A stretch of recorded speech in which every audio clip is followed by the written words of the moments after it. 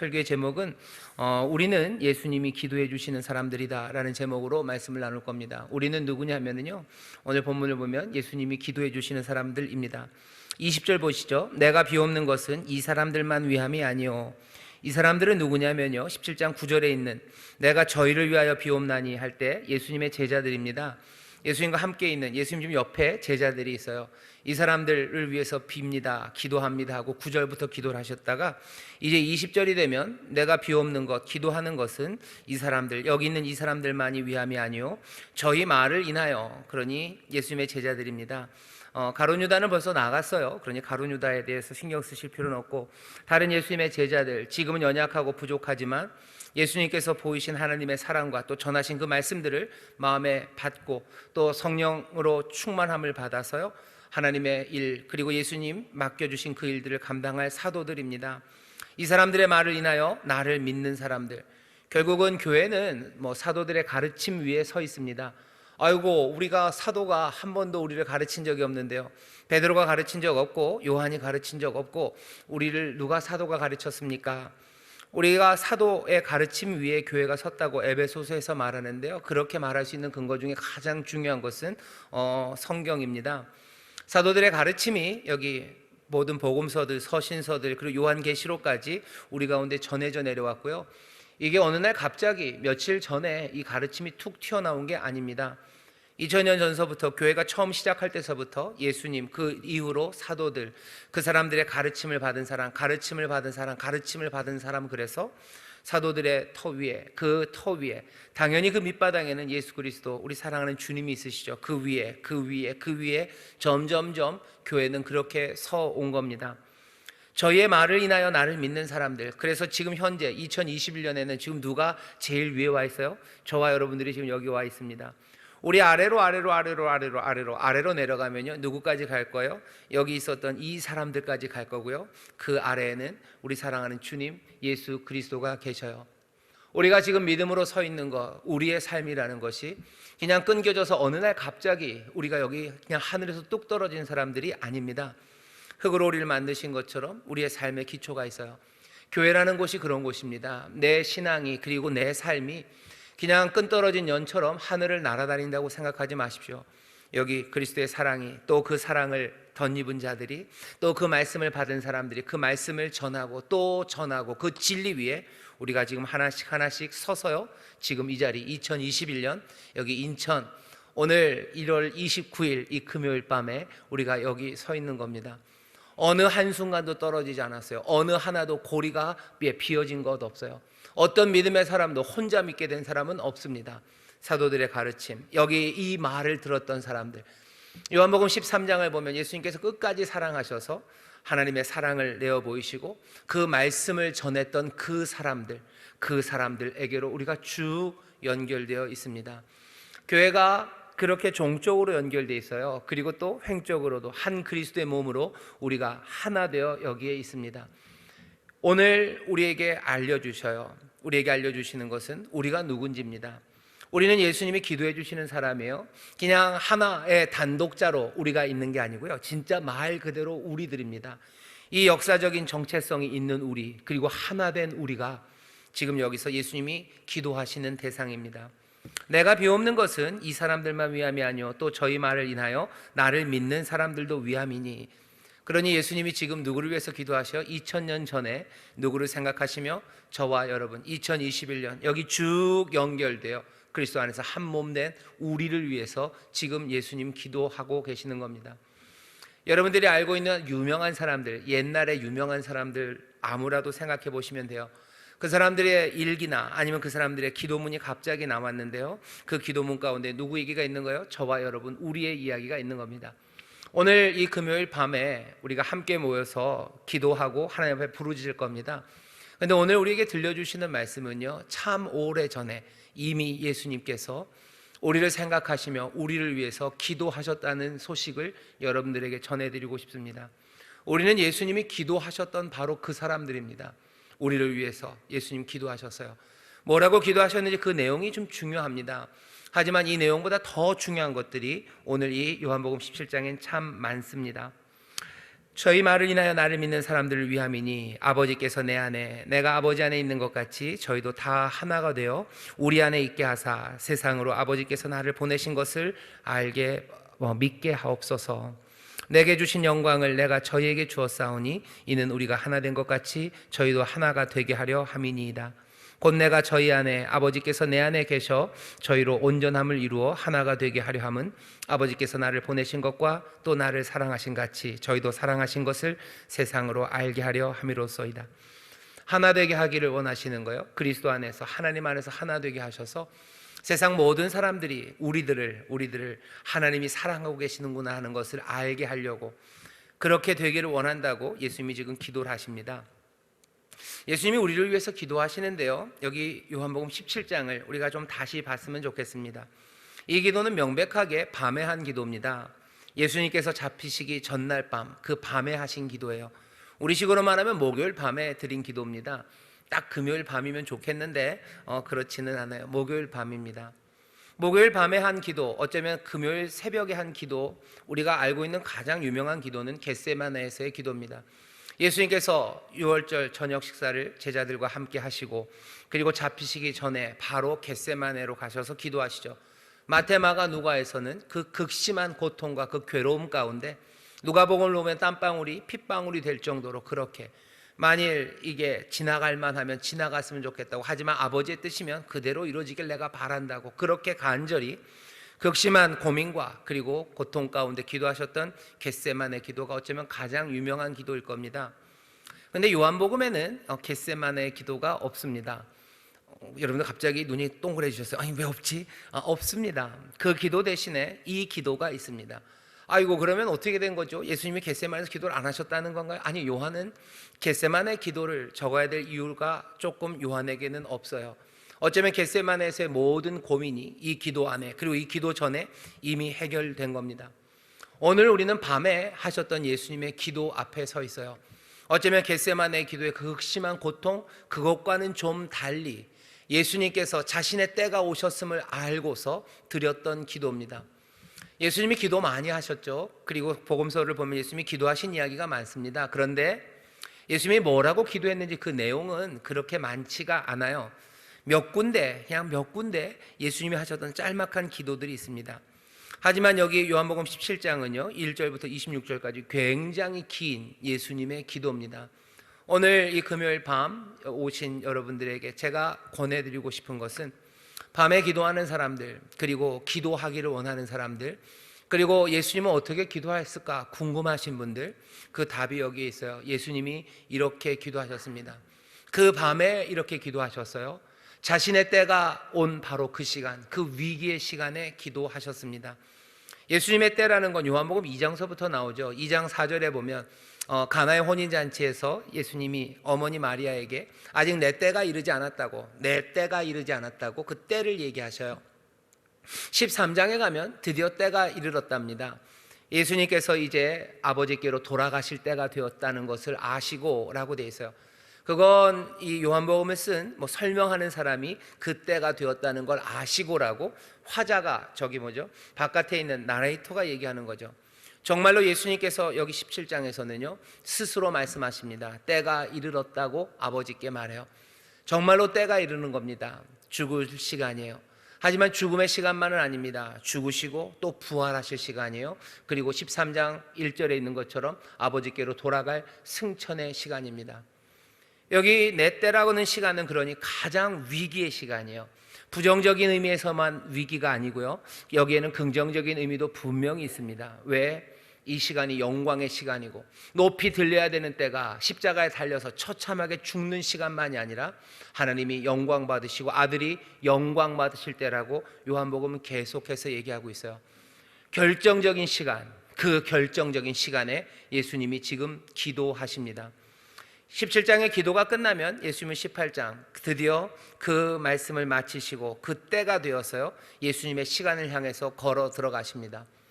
오늘은 밤입니다. 지금은 밤이에요. 그리고 모든 사람들이 지금은 위기의 시간이라고 그래요. 주말만 되면 뭐 중대본에서 우리 정세균 총리님이 그러죠. 이번 주말이 최대의 위기라고. 늘 위기입니다. 금요일 밤은 위기예요. 그냥 우스갯소리가 아니라 오늘 이 밤 그리고 이 시절이 얼마나 위기인지 여러분들이 잘 아십니다. 한 개인에게도 위기이신 분들이 있으실 거예요. 그분들이 지금 여기 나오셨어요. 내 삶이 십자가에 달리는 것처럼 그렇게 처참함 앞에, 아니 또 어쩌면 긍정적으로 보면요, 하나님의 영광이 드러날 시간, 그 위기 앞에, 또 학생들 같은 경우에는 내 학업에 어쩌면 결정적인 시간에, 아니면 직장 취업을 앞두고 아니면 인생의 꿈을 앞두고 있는 우리 청년들에게는 어쩌면 그 위기죠. 뭐가 어떻게 될지 모르는 그 밤입니다.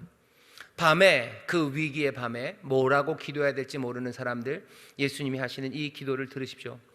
예수님의 이 기도를 우리가 똑같이 할 수는 없습니다. 왜? 여기에서 기도하시는 이분은 우리가 알고 있는 그 말씀이신 분이에요. 이분은 하나님의 아들입니다.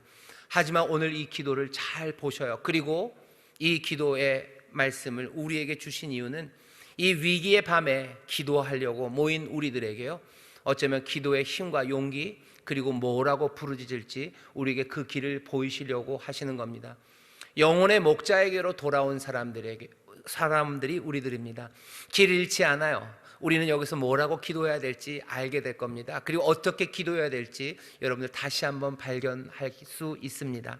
오늘 이 밤에 나오신 여러분들, 위기의 밤에 오신 분들, 기도하기 위해서 오신 분들, 혹시라도 뭐라 기도해야 될지 몰라서 방황하시는 분들, 영혼의 목자 되신 예수 그리스도, 우리 사랑하는 우리 예수님이, 그 하나님의 아들이 뭐라고 기도하셨는지 그것들 보시면서요, 다시 한번 우리의 기도가 분명해지고 더 굳건한 믿음에 서게 되기를 주의 이름으로 축원합니다.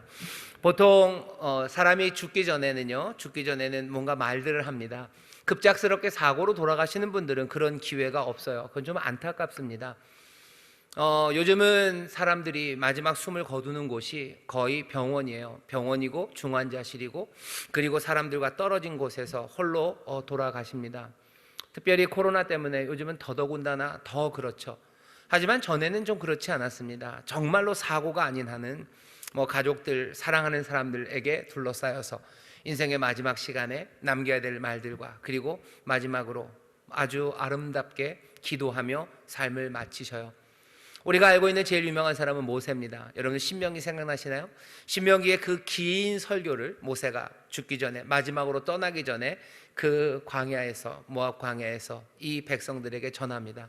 그리고 신명기의 제일 마지막은요, 기도와 찬송이에요. 모세가 기도합니다. 자기의 사랑하는 백성들, 그 12지파를 위해서 모세가 기도하는 기도가 2장에 걸쳐서 아주 길게 나와요. 그리고 마지막은 찬송이죠. 인생을 마지막으로 마무리하는 그 시간은요, 전할 말이 많습니다. 그리고 기도하고 찬송하고 마쳐요. 예수님도 13장서부터 이 제자들과 이제 헤어질 시간이에요. 아버지께로 돌아갈 때가 됐죠. 그러니 13장서부터 13, 14, 15, 16 이 4장에 걸쳐서 제자들에게 말씀을 남깁니다. 말씀을 남기며 하나님이 누구인지를 다시 한번 분명히 보이셔요. 그리고 그 제일 마지막은 뭡니까? 기도합니다. 하나님 앞에 기도하고 있어요. 이 기도는 근데 모세의 기도와는 좀 다릅니다. 왜? 모세는 그냥 임종하는, 세상을 떠나는 시간이죠. 또 모세뿐만 아니라 많은 우리 사랑하는 사람들, 우리 앞서 갔던 분들도 그렇게 임종 전에 기도하는 일들이 있어요. 남길 말들을 자녀들에게 남기죠. 화목하게 살아라, 신앙 지키며 살아라, 너희들 성실하게 우애 있게 정말로 행복하게 살기를 바란다, 하늘에서 만나자, 하나님 앞에서 우리 함께 만나자 하시고 어떻게요? 기도하시면서 마지막을 마치십니다. 예수님은 임종하는 그 임종의 자리에서 지금 이 기도를 하는 것만은 아닙니다. 우리가 알죠? 예수님은 지금 죽으심 앞에 있지만 부활하고 승천하실 분이셔요. 여기 지금 임종을 앞둔, 죽음을 앞둔 이분은요, 그냥 죽음을 당하시는 분이 아니라 스스로 자기의 생명을 내어놓으시는 분이셔요. 하나님의 일을 완수하기 위해서 생명을 내어놓으신 분. 이 기도 시작 바로 전에는 내가 세상을 이겼다고, 다 이루었다고 이미 말씀하신 그분이 지금 전하는, 우리에게 들려주는 기도입니다. 이런 분이 어떻게 기도하나 보셔요. 먼저는 이렇게 하십니다. 17장 1절을 보면 예수께서 이 모든 말씀을 마치시고 다 하시고 눈을 들어 하늘을 우러러 가라사대 아버지여 때가 이르렀사오니 아들을 영화롭게 하사 아들로 아버지를 영화롭게 하게 하옵소서. 어떻게 기도하셔요? 눈을 드십니다. 눈을 들어요. 하늘을 보신다는 거죠. 예수님 기도하실 때 어떻게 하셨다고요? 눈을 들어서 하늘을 보십니다. 눈을 들어서 하늘을 본다는 건요, 이제껏 제자들에게 얘기하셨어요. 이젠 더 이상 제자들을 보지 않으신다는 겁니다. 예수님의 시야에 이제 제자들은 들어와 있지 않아요. 누구만? 하늘만 봅니다. 눈이 하늘을 향해요. 그리고서는 말도 하나님을 향합니다. 그 전에는 눈이 제자들을 향했어요. 그리고 말도 제자들을 향했습니다. 하지만 예수님은 이제 눈을 들어서 하늘을 보시고 말도 하나님께만 전해지기 시작합니다. 예수님도 이렇게 기도하시죠. 꼬맹이들이 물어봐요. 목사님 왜 기도할 때는 눈을 꼭 감나요? 눈을 왜 꼭 감습니까? 감는 이유는 다른 것 아니에요. 하나님만 바라보기 위해서죠.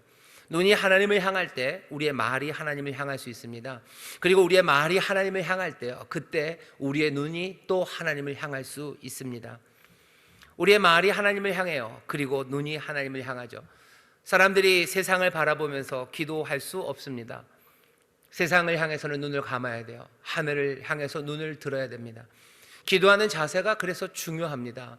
마음을 다해서 기도해요. 그리고 전심으로 기도합니다. 기도할 때 눈을 감는 이유가 있어요. 기도할 때 어디서나 기도할 수 있죠. 그리고 뭔가를 보면서 기도할 수 있죠. 하지만 정말로 우리의 말이 하나님께로 가기 위해서는 우리의 눈이 하나님만을 향해야 합니다.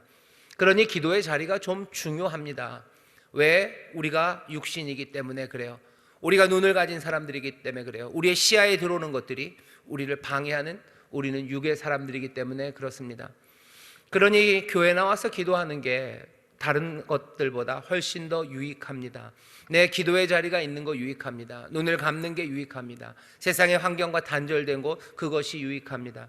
해마다 연초가 되면 사람들이 기도원에 가요. 그리고 금식합니다. 왜 그런 거예요? 꼭 금식해야지 기도가 가능합니까? 아니죠. 꼭 기도원에 가야지 됩니까? 아니죠. 다른 것 없어요. 눈을 하나님을 향해서 들고 내 모든 시야에서 다른 것들을 제할 수 있기 때문입니다. 어떤 사람들은 이렇게 보면서도요, 모든 것들을 제할 수 있는 능력이 있는 사람들이 가끔 있습니다. 그런 사람들이 있어요. 보면서도 그냥 보지 않아요. 들려도 아무것도 안 들리는 사람들이 있죠. 집중력이 대단한 사람들입니다. 어떤 사람들은 그런 사람들을 집중력이 대단하다고도 하고, 또 배제되는 사람들은요, 그런 사람들을 보고서 뭐라 그러냐면은 주의가 산만하다고 그러죠. 왜? 자기한테 주의를 집중해 주지 않기 때문이에요. 보지만 딴 데를 보는 사람들, 듣지만 딴 데를 듣는 사람들, 그런 사람들이 있습니다. 그런 분들이야 어디에서건 기도할 수 있을 겁니다. 하지만 우리 이 대부분의 사람들은, 예수님도 눈을 들어서 하늘을 우러러 기도하기 시작하셔요. 내 기도의 자리, 그리고 세상의 모든 상황들에서 변화된, 아니요, 그것과는 좀 상관없는 곳, 그것들이 중요합니다. 예수님이 그렇게 기도하셔요. 눈을 하나님을 향해서 드시고 그리고 말도 온전히 하나님께만 합니다. 예수님에게는 이젠 제자들 보이지 않아요. 그리고 하나님 앞에 기도합니다. 옆에 있는 제자들은 지금 뭐 하는 거예요? 예수님이 하나님 앞에 기도하는 거, 그것들을 그냥 엿들을 뿐이에요. 옆에서 보고 있을 뿐이에요. 요한복음 17장이 우리에게 중요한 것은요, 예수님이 우리에게 기도를 가르쳐 주시는 것 아니고, 기도가 이런 거다라고 본을 보여주시는 것 아니고요, 가르치려고 하시는 게 아니라 정말로 사적으로 모든 것들을 다 제하시고 그냥 하나님 앞에 서서 지금 하나님 아버지께 기도하고 말을 전하고 계시는 거예요. 이 기도를 지금 우리가 듣고 있는, 그리고 우리가 함께 볼 수 있는, 어쩌면 그 특권의 자리 앞에 선 겁니다. 예수님은 도대체 하나님 앞에 뭐라고 기도하실까? 그게 궁금하시죠? 이렇게 친밀하게 기도하십니다. 아버지여 나를 영화롭게 하시라고. 내가 아버지가 나에게 맡기신 일들을 다 했다고, 내가 한 것, 내가 아버지의 이름을 나타냈다고. 아버지의 이름을 나타냈다고 6절에서 얘기하셔요. 아버지의 이름을 나타냈다는 건 아버지의 이름이 누군지, 여호와시다, 이거 알렸다는 거 아니에요. 아버지가 어떤 분이신지, 아버지의 정체성입니다. 아버지가 은혜이심을, 아버지가 사랑이심을, 또 아버지가 의로우심을 내가 다 드러냈다고. 또 뭘 하셨대요? 아버지께서 내게 주신 말씀을 저희에게 다 주었다고. 8절입니다. 아버지가 누군지 드러냈고 아버지가 나에게 주신 말씀을 저들에게 다 전했다고. 그러니 이제 저들은 아버지가 누군지 알고 그 말씀을 들었으니 이제 영생, 그것들 영접했으니 이제 영생으로 가게 됐다고. 그러니 내가 이 땅에서 해야 될 일들, 아버지가 나에게 맡기신 일들을 내가 다 이루었다고 축하하시는 거예요. 그리고 기뻐하십니다. 그러고 뭐라고 얘기하셔요? 나를 이제는 영화롭게 하시라고. 어쩌면 가장 사적인 그리고 그 사랑 가운데 하신, 그리고 놀라우신 그 역사를 아버지께 그대로 고합니다. 여기 당신이라고 불러요. 계속해서 2인칭입니다. 당신이 나에게 맡기신 일들, 이것들이 의미하는 바는요, 그냥 뭐죠? 친밀함이에요. 여기 아들과 아버지가 지금 이야기를 합니다. 아들이 아버지께 얘기해요. 요한복음 1장 18절에 보면 하나님을 본 사람이 없어요. 하지만 그 품속에 계셨던 독생하신 하나님이 나타나셨대요. 예수 그리스도 그 말씀, 그리고 독생하신 독생자 하나님은 어떤 분이세요? 아버지의 가슴 안에 있었던 분이셔요. 가슴 안이라는 건요, 심장에 있는 겁니다. 가장 가까이 계셨던 그분이 이 땅에 오셨고 그 가까이 계셨던 분이 그 아버지께 지금 기도하고 있는 거예요. 아주 친밀하게 기도합니다. 아주 가까이서 기도합니다.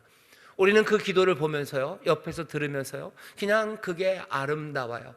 여기 온전히 순종한 아들이 사랑하는 아버지 앞에 나와서 내가 한 일을 다 고하고 이제 나를 영화롭게 그 우편에 앉게 해달라고, 이제 내가 돌아간다고 아버지에게 지금 기도하고 있습니다. 이 기도는 아름답고요, 그리고 놀랍고요, 그리고 부럽습니다. 하지만 기도는 여기 이 부러움에서 끝나지 않아요. 갑자기 기도의 방향이 바뀌어요. 예수님께서 제자들이 듣고 있는 것을 알고 걔네들 들으라고 지금 하시는 게 아니에요. 아버지 앞에 친밀하게 눈을 들어서, 제자들은 보이지 않습니다. 어쩌면 가장 사적인 공간에서 아무도 듣지 못하는 그곳에서 지금 예수님은 아버지께 뭐라고 기도하셔요? 이 사람들, 제자들을 위해서 기도하십니다. 제자들을 위해서 기도하셔요. 이 제자들이 세상에 있지만 아버지여, 이들이 세상에 속하지 않기를, 이들을 보존하시기를, 아버지께서 이들을 지키시기를, 아버지께서 이들에게 정말로 좋은 것으로 은혜와 자비로 대하여 주시기를 지금 그 제자들을 위해서 기도합니다. 왜 그러신 거예요? 예수님이 제자들에게 약속하셨죠. 내가 너희를 고와 같이 버려두지 않는다고 약속하셨어요. 고와 같이 버려두지 않는다고 약속하셨어요. 그리고 이 제자들은 내 백성이에요. 내 것입니다. 하지만 그냥 내 것이 아니라 예수님 뭐라고 그러셔요? 아버지께서 주신 거예요. 내 것이나 아버지가 주신 것. 그러니 내가 가면 아버지께서 이들을 책임지시기를. 요한복음 13장부터 16장까지 예수님께서 제자들에게 온갖 약속들을 주셨어요. 많은 약속들입니다.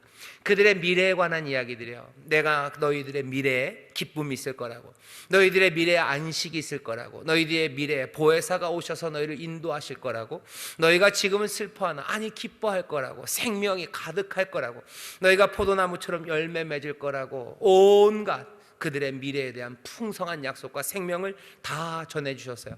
그리고 뭐라고 하시는 거예요? 너희를 고와 같이 버려두지 않는다라고 얘기하시고, 하지만 이젠 떠나셔야 됩니다.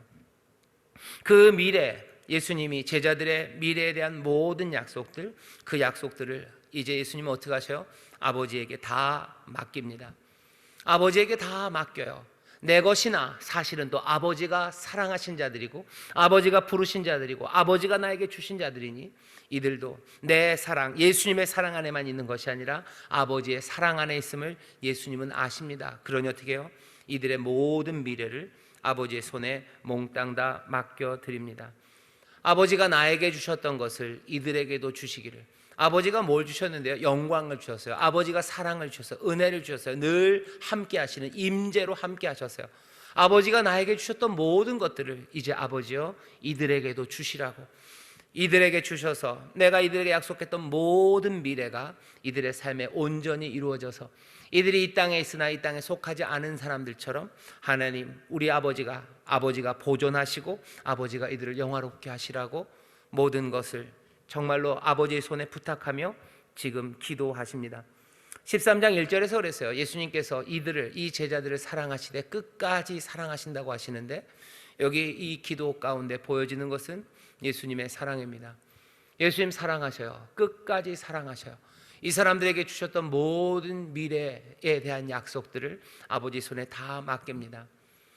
뭔가 끝나는 그 자리, 떠나는 그 자리에서 그리고 위기의 시간이니 뭔가 해야 될 일들과 아니면 세상을 살아가는데 필요한 여러 가지 작전들, 대비책들, 이런 것들을 말해야 될 것 같지만 그러지 않으셔요. 그냥 모두 다 아버지 손에 맡깁니다. 아버지 손에 맡겨요. 우리도 중보하며 기도할 때가 있습니다. 우리의 자녀들, 사랑하는 자들을 위해서 기도할 때 있어요. 우리는 예수님처럼 기도할 수 있을까? 그냥 가슴이 좀 저리저리합니다. 예수님처럼 아버지께서 나에게 주신 것을 이들에게도 주옵소서, 그렇게 기도할 만큼 나는 아버지에게 받은 은혜와 그 사랑, 함께 하심이 내 삶의 모든 것을 충만하게 할 만큼 그렇게 가득한 삶이었던가. 내가 그랬다면 나도 그렇게 내 자녀와 사랑하는 이들을 위해서 기도할 수 있을 겁니다. 아버지가 나에게 주셨던 그것을 이들에게도 주시옵소서. 내가 이들을 사랑하니 내가 할 수 있는 것은 인생의 지혜와 그리고 살아가는 삶의 여러 가지 방편과 대비책들, 그리고 숨겨놓은 뭔가 능력들을 주는 것이 아니고 아버지의 손에 맡겨드릴 수 있는, 왜? 내가 아버지에게 받은 것이 충만하고 내가 아버지에게 받은 생명이 놀랍고 그 은혜가 그리고 그 사랑이 내 삶을 불꽃처럼 타오르게 했고 내 삶을 생명으로 뛰게 했었기에 나는 여기 사랑하는 이들에게 아버지여 나에게 주셨던 것을 이들에게도 주시옵소서, 사랑으로 그렇게 기도할 수 있을까? 아마 쉽지는 않을 겁니다. 하지만 오늘 우리는 이 예수님의 기도를 보면서요, 가슴이 저려요. 적어도 예수님이 끝까지 사랑하신다는 그 사랑이 뭔지 우리는 그것이 보입니다. 아까도 말씀하신 것처럼 오늘 본문입니다. 예수님이 그 눈앞에 있는 제자들만, 옆에 있는 제자들만이 아니라 아버지 하나님 앞에 기도하는 그 자리에서 누구를? 여기 있는 저와 여러분, 우리를 위해서 지금 기도하고 계셔. 우리를 위해서 기도하셔. 우리가 하나 되기를, 우리가 하나님의 사랑받는 자들임을 정말로 세상 모두가 알게 되기를 우리를 축복하며 그렇게 기도합니다. 여기 있는 저와 여러분들은 그날 2000년 전 예수님께서 잡히시기 전날 밤 거기에 있지는 않았어요. 하지만 적어도 예수님의 그 기도 가운데 우리는 있습니다. 예수님께서 교회를 위해서 기도하신 거죠. 믿게 될 그 사람들을 위해서 기도합니다. 사랑으로 기도하셔요. 예수님이 그 사랑하는 제자들, 그 제자들만 사랑한 게 아니라 우리도 사랑하셔요. 제자들을 위해서만 기도한 것 아니라 우리들을 위해서 예수님 그날 밤 기도하셨습니다. 예수님 그날 밤 기도하셨어요? 아이고 그날 밤만 그런 기도하셨나 보다. 아닙니다. 예수님 그날 밤만 기도하지 않으셨습니다. 예수님 그 아들 하나님 아버지와 그렇게 친밀하시니가 그날 밤 한 번 기도하고 끝내지 않으시고요, 우리가 알고 있는 것은 예수님은 지금도 우리를 위해서 기도하십니다. 히브리서 4장에 보면 이렇게 되어 있어요. 히브리서 4장 14절입니다. 그러므로 우리에게 큰 대제사장이 있으니 승천하신 자 곧 하나님의 아들 예수시라. 우리에게 큰 대제사장이 있어요. 그분은 승천하신 분, 하나님의 아들 예수예요. 우리가 압니다. 예수님 이 밤에 그 밤에 기도하시고요, 그때 그 시간을 지나셔서 하늘로 올라가셔요. 하늘로 올라가셔요. 이것 굉장히 중요합니다. 예수님 부활하시고 모든 것들을 다 이루시고 세상을 이기신 후에요, 어디로 가셔요? 하늘로 올라가셔요. 하늘로 가셨으니 잘 됐다. 아니면 하늘로 가셨으니 뭐 하실까? 땅에서 고생하셨죠. 땅에서 수고하셨죠. 그리고 모든 것을 다 이루셨죠. 그러면 뭐 해야 돼요? 무슨 포상휴가 같은 거 가셔야 될 것 같아요. 포상휴가 가시던지, 이제 뭐 일 다 끝났으니까 하나님의 그 신적인 영광 안에서요 그냥 모든 것들을 누리며 사실 수 있습니다. 하지만 예수님은 승천하셨어요. 하늘로 가셨어요. 하늘 어딘가 편한 곳에 가지 않으셨어요. 어디? 은혜의 보좌 앞, 그 앞에 가십니다. 하나님의 그 중심으로 가셔요. 요한복음 1장 18절에 있는 것처럼 처음서부터 그 품속에 계셨던 분이에요. 하나님의 아들 예수 그리스도 승천하셔서 하늘로 가셔서요 그 은혜의 보좌 앞으로 가십니다. 왜? 이제 이분은 대제사장이시기 때문에 그래요. 거룩하게 자기를 구별하셔서요 자기를 내어드렸어요. 무엇으로? 대제사장으로서입니다. 하나님과 우리 사이에 중보가 되시려고 그 대제사장의 직을 감당하셨어요. 그리고는 어떻게 하셔요? 이 땅에서는 제물이 되셔서 자기를 드리시더니 지금은 승천하신 대제사장은 그 하늘 보좌, 하나님 그 놀라우신 은혜의 보좌 그 앞에 바로 가 서셨어요. 쉬지 않으셔요. 쉬지 않으십니다. 이분은 쉬지 않으셔요. 참 지금이나 그리고 그때나 변함이 없으신 분이십니다. 어떻게 변함이 없으셔요? 그 사랑이 변함이 없으셔요. 그 사랑이 우리를 향했기 때문에요 변함없는 사랑은 여전히 구원하시는 사랑이 될 수밖에 없습니다. 하나님이 아들 예수 그리스도, 그 놀라우신 분이 뭔가 천사를 사랑했다면 그 사랑은요 다른 방식으로 나타났을 거예요. 늘 아름다운 노래와 그리고 무슨 훌륭한 예술 작품으로 나타났을지 몰라요. 하지만 그 사랑이, 변치 않는 사랑이 우리를 사랑하시기에 변함없이 구원의 일을 행하셔야 됩니다. 2000년 전에나 지금이나 여전히 구원이 필요한 사람들이 우리들이에요. 여전히 용서가 필요하고, 여전히 은혜가 필요하고, 여전히 자비가 필요하고, 여전히 건져내야 되고, 여전히 진리의 빛을 비춰야 되는 이들이 우리들입니다. 예수님 참 변함이 없으셔요. 이 땅에서 하셨던 일을 지금도 하십니다. 대제사장으로서 자기를 드리는 일, 그 일 하셔요. 대제사장으로서 지금 우리를 위해서 하나님 앞에 중보하고 중재하는 그 일을 하십니다. 히브리서 13장 8절에 그래서 그렇게 얘기하죠. 예수 그리스도는 어제나 오늘이나 영원토록 동일하셔요. 그날 밤 제자들과 그리고 우리를 위해서 기도하셨던 것처럼, 왜? 우리를 영화롭게 하고 우리가 하나님의 사랑 안에 거하시기를 원하셔요. 그거 기도하셔야 돼요. 왜? 그렇게 안 하면 하나님의 말씀이 우리 가운데 전해지지 않고, 그리고 하나님의 이름이 우리 가운데 증거되지 않으면, 그 은혜와 자비가 우리 가운데 없으면 우리는 흙과 먼지와 죄인, 우리는 그 구원과 영생 안에, 믿음 안에 살아갈 수 없기에 지상에 사셨던 그 일을 지금도 하십니다. 변함없이 하십니다. 그 은혜의 보좌 앞에 가셔서요 뭐 하셔요? 그 밤 하셨던 것처럼 지금도 우리를 위해서 기도하십니다. 히브리서 4장 14절 제가 계속 읽겠습니다. 그러므로 우리에게 큰 대제사장이 있으니 승천하신 자 곧 하나님 아들 예수시라. 우리가 믿는 도리를 굳게 잡을지어다. 우리에게 있는 대제사장은 우리의 연약함을 체휼하지 아니하는 자가 아니요 모든 일에 우리와 한결같이 시험을 받은 자로되 죄는 없으시니라.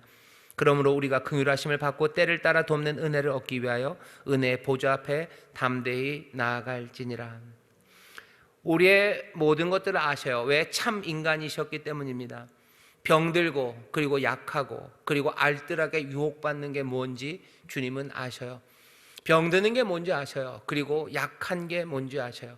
애매하게 고난받는 게 뭔지 아셔요. 무고하게 사람들에게 당해서 억울한 게 뭔지 아시고요. 그리고 유혹이 사방팔방으로 올 때 우리가 얼마나 흔들리는지, 그리고 유혹은 얼마나 알뜰한지 예수님이 그 모든 것들을 아십니다. 우리를 무시하지 않으셔요. 우리를 긍휼히 여기셔요. 그 자비하심으로, 그 진정한 공감 가운데 은혜 보좌 앞에서 대제사장으로 우리를 위하여 기도하고 계셔요. 예수님 지금 쉬고 계지 않으십니다. 예수님 지금 휴가 가신 거 아니에요.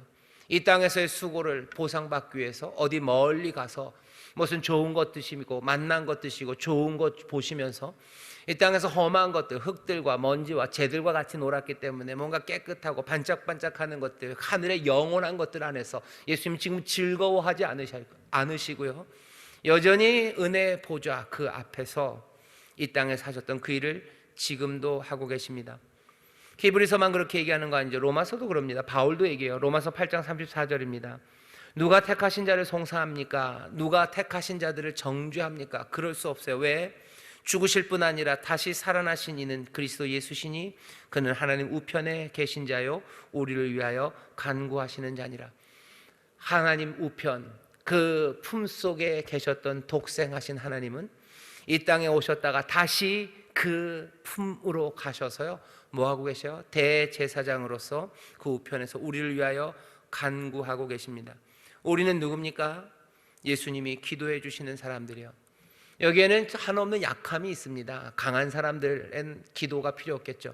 의롭고 찬란하고 투명하고 영적이고 어떤 유혹에도 흔들리지 않고 무슨 강철 같은 의지와 정말로 신적인 존재들에겐 기도가 필요 없을 겁니다. 하지만 우리는 예수님이 기도해 주는 사람들이에요. 우리의 연약함을 아셔요. 몽땅 다 체휼하셔요. 그리고 우리에게 영생을 주시고 또 우리를 하나님 그 귀한 생명 안으로, 하나님과 예수님 사이에 그 아름다운 관계를 확 여시고 그리로 우리를 불러들이시려고 지금도 기도하고 계셔요. 우리의 거룩함을 위해서 기도하고 계셔요. 우리가 예수님 닮아가는 거 그것 위해서 기도하고 계셔요. 고난당할 때 길 잃어버리지 않고 영혼의 목자 되신 예수님께 돌아왔으니 그 진리로 살아갈 수 있도록 우리를 위해서 기도해 주셔요. 연약한 자들 치료함 받기 위해서 기도해 주셔요. 소망이 없는 자들에게 소망을 부으시기를 위해서 기도하셔요. 평강이 없는 자들에게 평강을, 너에게 기쁨이 있다고 하셨는데 그 기쁨이라는 미래가 우리 가운데 이루어질 수 있도록 그 모든 것들을 아버지 손에 부탁하며 지금도 기도하고 계십니다. 왜? 그 약속이 이루어질 것을 우리에게 고와 같이 버려두지 않겠다. 우리를 잊어버리지 않으셨어요. 우리를 버려두지 않으셨어요. 주님께서 우리에게 주신 약속들, 우리에게 약속하신 모든 미래들, 그것들을 다 아버지 손에 맡기시고 지금도 우리를 위해서 기도하십니다. 성도들, 교회, 세상에서 약하고 애매하게 고난당하고 그리고 또 넘어질 때 많습니다. 하지만 적어도 우리는요, 예수님이 기도해 주시는 사람들이 바로 우리들입니다. 예수님이 우리를 위해서 기도하고 계셔요. 여러분들, 그것이 우리에게 얼마나 용기가 되고 힘이 되는지 아십니까? 히브리서 뭐라 그래요? 그러니 너희 연약한 자들, 은혜가 필요하고 자비가 필요한 너희들, 긍휼하심을 받고 또 때를 따라 돕는 은혜를 얻기 위하여 은혜의 보좌 앞에 담대히 나아갈지니라. 그러니 너희들 은혜의 보좌 앞으로 담대히 나아가래요. 긍휼을 위해서, 그리고 받을 은혜, 때를 따라 돕는 은혜를 구하며 너희들 나아가래요. 긍휼을 구하랍니다. 긍휼을 주신대요.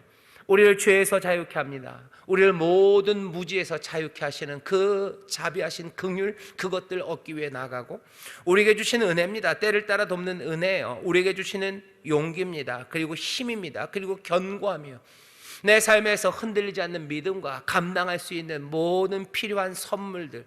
히브리서 뒤쪽에 가면요, 상 주시는 이심을 믿으며 그 휘장을 지나서 너희들 그리로 나아가라고 담대하게 나아가라고. 왜? 거기 대제사장이 거기 계시다고. 대제사장이 눈을 열어 아버지께 기도하듯이 너희도 눈을 들어 아버지를 향해서 너희도 담대함으로 그 은혜의 보좌 앞으로 상 주시는 이심을 믿으며 때를 따라 돕는 은혜를 주실 것을, 너에게 긍휼과 자비를 베푸실 것을, 그것을 믿으며 너희들 나오라고. 왜? 예수님이 지금 너희를 위해서 기도하신다고. 우리는 누굴까? 오늘 요한복음 17장 그 아름다운 기도가요, 우리에게 보여주는 것은, 거기에 있는 기도의 내용들 여러분들 묵상하십시오. 그리고 그 기도를 여러분들 사랑하기 시작하셔요. 하지만 오늘 밤은 그것들을 묵상하기에는 조금 시간이 없습니다. 그 대신 우리가 보게 되는 것은 예수님이 그때 그 밤에, 예수님의 때라는 그 결정적인 그 시간에 하나님 아버지 앞에 나와서 기도하는 그것을 우리로 엿보도록 하셔서요. 자랑하려고 하신 거 아니에요. 예수님 뭐라고 기도하는지 우리가 알게 하신 거예요. 예수님 변함없으십니까? 예, 변함없습니다. 히브리서가 얘기해요. 로마서가 얘기해요. 지금도 대제사장으로서 우리를 위해서 기도하십니다. 그때 그 밤에만 아니요, 오늘 이 밤에, 또 오늘 이 위기의 시간에 교회를 위해서 기도하셔요. 사랑하시는 자들을 위해서 기도하셔요. 그리고 또 믿음으로 주 앞에 나온 사람들, 그 사람들을 위해서 기도하셔요. 우리를 위해서 기도하십니다. 한국 교회를 위해서 기도하셔요. 못났죠? 예, 못났죠. 그러니 기도하실 겁니다. 지금도 지상에 사셨던 그 일을 지금도 하시는 거예요.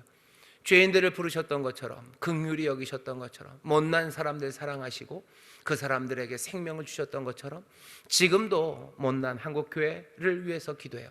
지금도 부족하고 연약한 인천 순복음교회를 위해서 기도하셔요. 그리고 우리를 위해서 기도하십니다. 예수님이 지금 기도하십니까? 예, 기도하십니다. 이 기도하신다는 사실 하나가요, 우리 가운데 우리에게요, 용기, 그리고 새로운 다짐들, 그리고 또 뭡니까? 눈물들, 그리고 기쁨들, 감격들, 이 모든 것들을 다 가져다 줘요.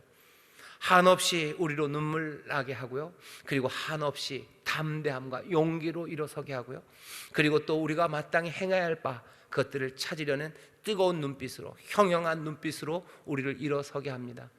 은혜 앞으로 담대히 나아가게 해요. 상 주시는 이심을 믿으며 나아가게 해요. 거기 우리 주님이, 거기 우리 아버지가 계심을 세상의 어떤 것보다도 분명하게 확신하며 그 앞에 가게 합니다. 긍휼을 구하며 나가게 해요. 은혜를 구하며 나가게 해요. 오늘 이 밤에 우리가 함께 담대하게 나갈 겁니다. 왜? 예수님 지금 우리를 위해서 기도하고 계셔요. 우리는 예수님이 기도해 주시는 사람들이 우리들입니다. 여러분들, 긍휼이 필요합니다. 교회가 긍휼이 필요해요. 내 삶이 긍휼이 필요해요. 내 삶의 때를 따라 돕는 은혜가 필요합니다. 왜 아니겠습니까? 담대히 나가십시오. 담대히 나가서 주의 이름으로 구하셔요.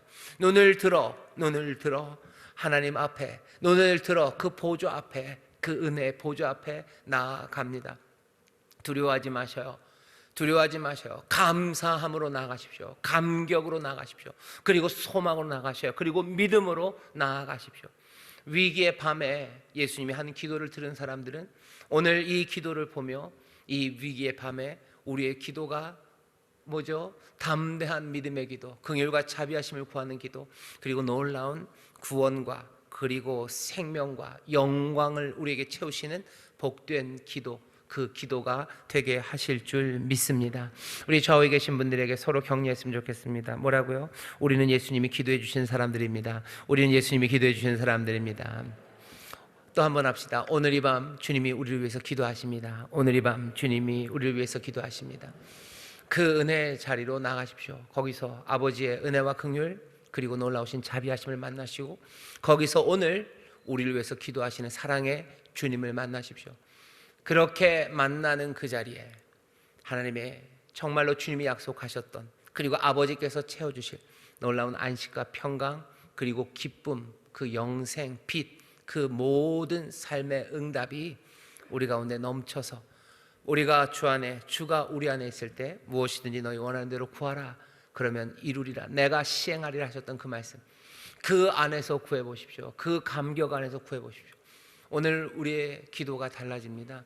오늘 우리의 기도가 뜨거워져요. 그리고 우리의 기도와 고백과 다짐이 뭐죠? 가슴 터지게 하는, 그리고 가슴 벅차게 하는, 용서할 수 없었던 것들 용서하기 시작하고요. 그리고 꿈꾸지 못했던 것들 꿈꾸기 시작하고, 그리고 연약하고 식어졌던 내 마음이 뜨거워지기 시작하고, 내 안에 생명이 움직이고 있음이, 내 심장이 다시 뛰고요. 내 세포 하나하나마다 활기가, 생기가 불어넣어지는 그 놀라운 은혜, 그 긍휼이 우리 가운데 넘쳐서 묶여있는 것들에서 자유케 하심, 그리고 혼돈과 그리고 혼란 가운데 다시 한번 길을 발견하게 되는 놀라운 생명의 역사가 오늘 이 밤 은혜의 보좌 앞에서 우리에게 부어질 줄 믿습니다.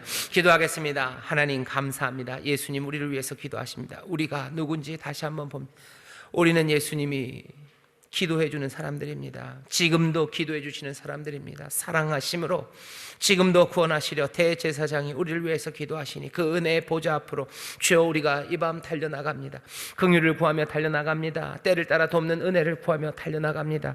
우리에게 정말로 자유케 하시는 역사가 넘치게 하시고 새로운 삶을 살아갈 놀라운 힘과 주여 삶의 견고함으로 채우시고, 아버지 죽은 것 같던 우리의 몸과 아버지 우리의 생각에 생명이 꿈틀대는 아버지 하나님 죽음 이긴 부활의 생명이 우리 가운데서 일어서는 복된 밤이 되게 하여 주시옵소서. 하나님의 사람들로 서는 밤이 되게 하시고, 아버지 하나님 주 안에서 우리의 기도가 달라지는 것들을 보게 하시고, 주 안에서 우리의 호흡과 심장의 박동이 달라지는 것을 우리로 보게 하시며, 우리 안에 다른 생명이 살아가고 있음을 주여 모두가 다 감격하는 기적의 밤이 되게 하여 주시옵소서. 이 기도가 능력의 기도인 줄 믿습니다. 이 기도 가운데 성령님 함께 하실 줄 믿습니다. 우리 사랑하는 성도들 한 사람도 남김없이 이 은혜의 보좌 앞에 담대히 나가 아버지를 만나는 밤이 되게 하시며, 은혜의 주님 만나는 아버지 하나님의 기적의 밤이 되게 하여 주시옵소서. 감사드리며 예수님 이름으로 축복하며 기도하옵나이다. 아멘.